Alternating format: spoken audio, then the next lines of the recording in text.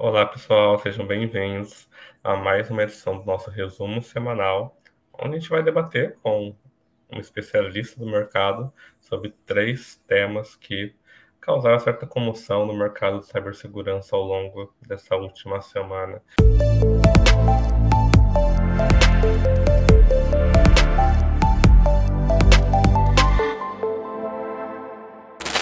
Então, para a edição de hoje, eu tenho aqui comigo a honra de conversar com a Daniele Ferreira. Ela é Information Security Lead na JUS Brasil, famosa plataforma jurídica.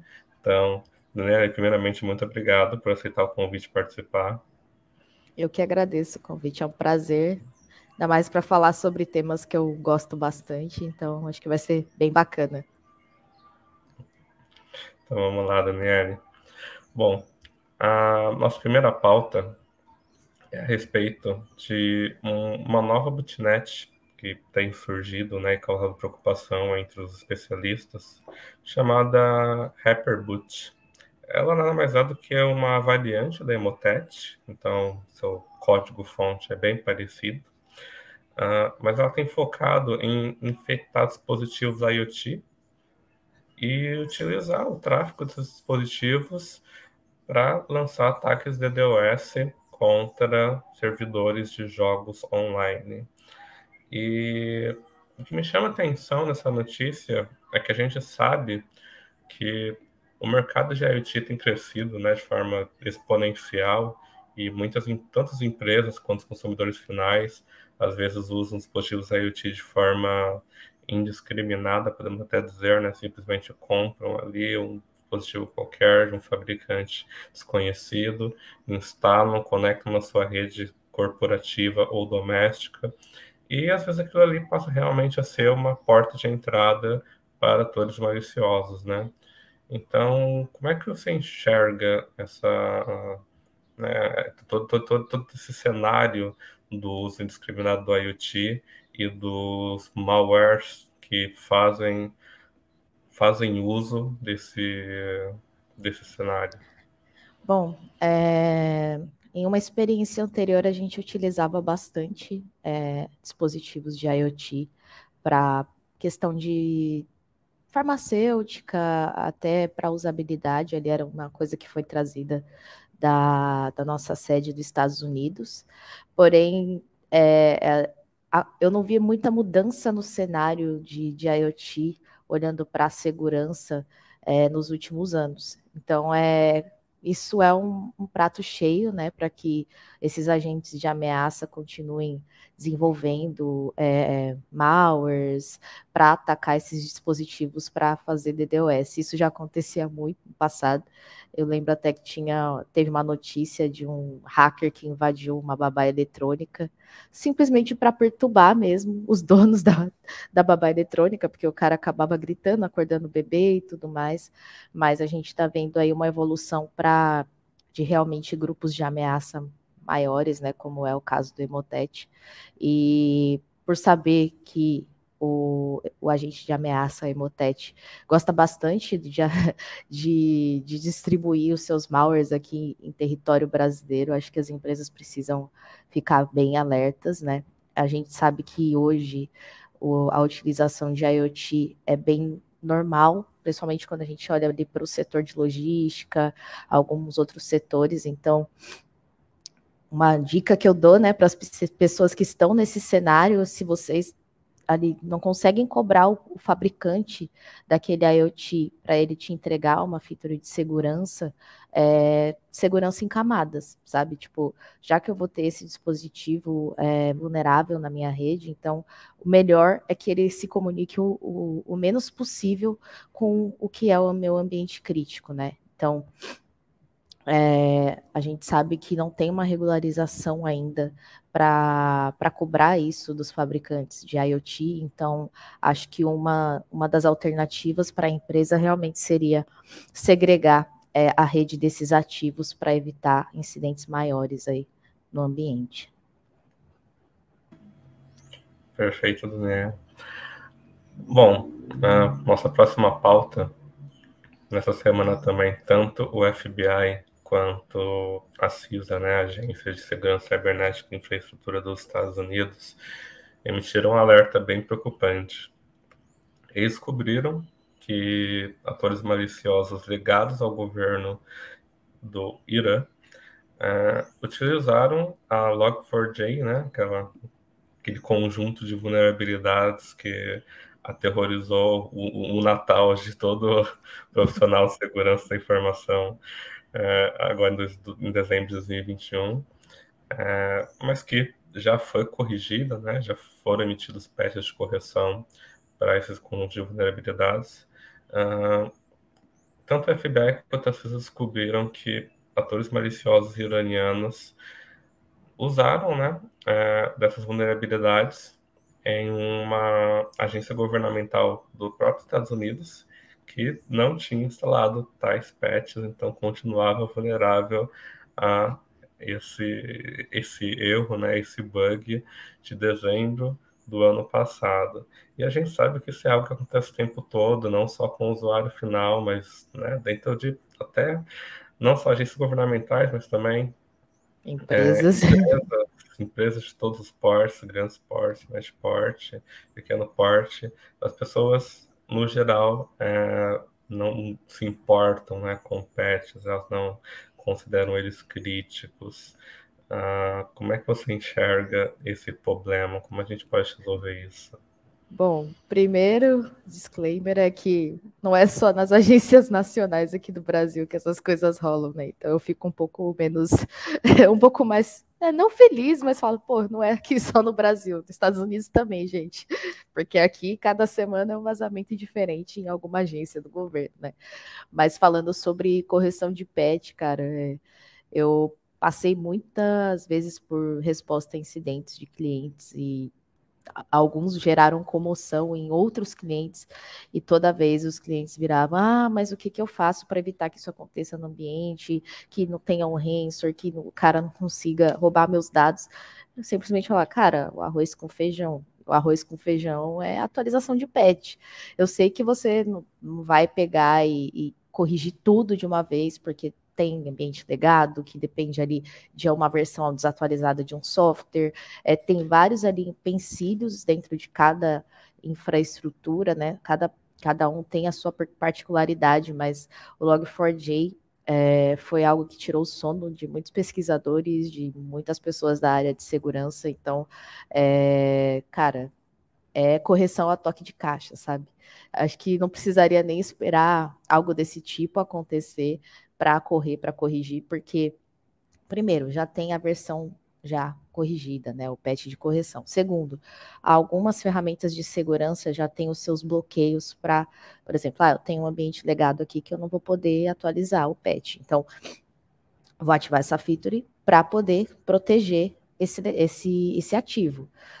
E outra, como eu disse, a gente não precisa corrigir, não é que a gente não precisa, a gente não vai conseguir corrigir todas as vulnerabilidades do ambiente da noite para o dia, né? Isso é conto de fadas, mas focar no que está sendo mais explorado, acho que é o arroz com feijão para toda a área de segurança, para toda a empresa, para evitar que incidentes críticos ocorram, até mesmo vazamento de dados, né? Então, não só o governo, porque o governo a gente sabe que é um pouco mais demorado, principalmente aqui no país, mas para as empresas eu acho que é primordial você acompanhar o que vem sendo mais explorado para poder priorizar ali nas correções de patches. É aquele clássico básico bem feito, né? Uhum. Não é engenharia de foguete, gente. É arroz com feijão ali, fazendo certinho. Você já consegue prevenir muita coisa.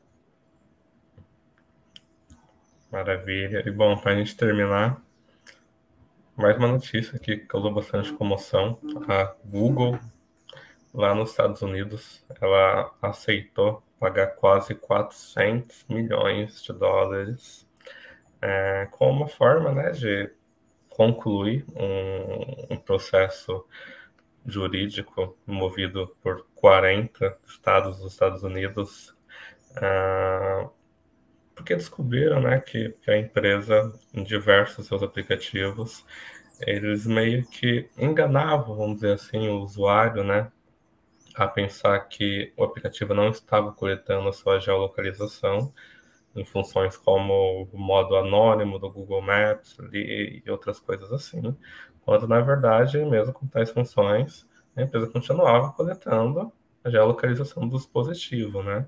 E pior ainda, a gente sabe que esses tipos de dados, quando eles são combinados com outras informações, podem sim ser usados para traçar um perfil daquele usuário e, né, a gente sabe que esse perfil do usuário é usado principalmente para marketing direcionado.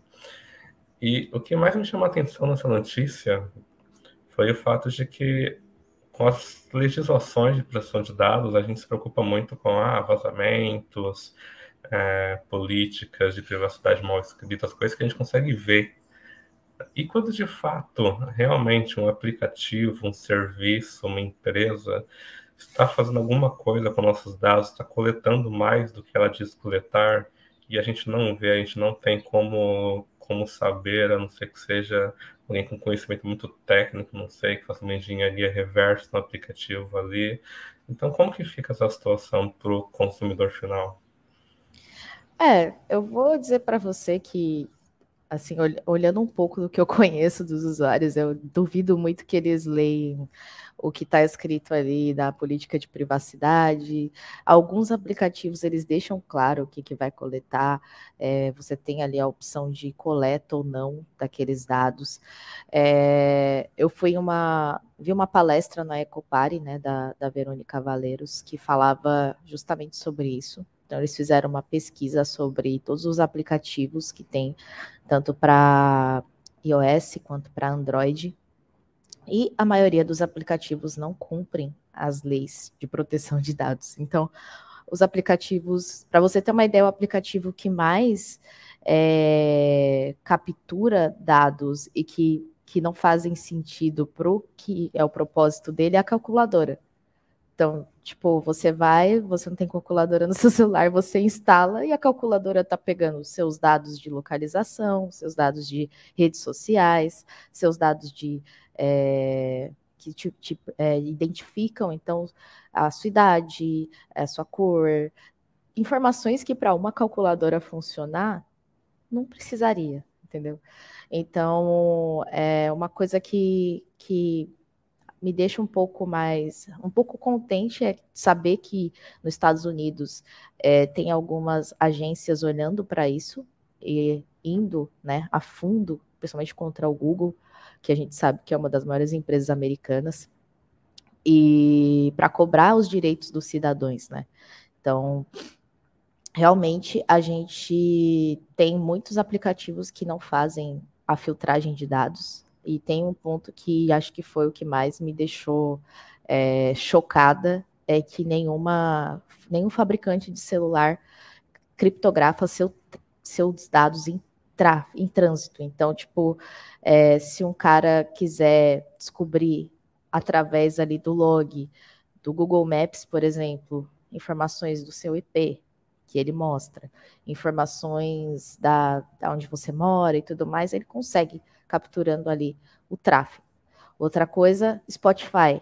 No Spotify, nos logs ali de trânsito, você consegue descobrir o telefone da pessoa, a nacionalidade, a idade.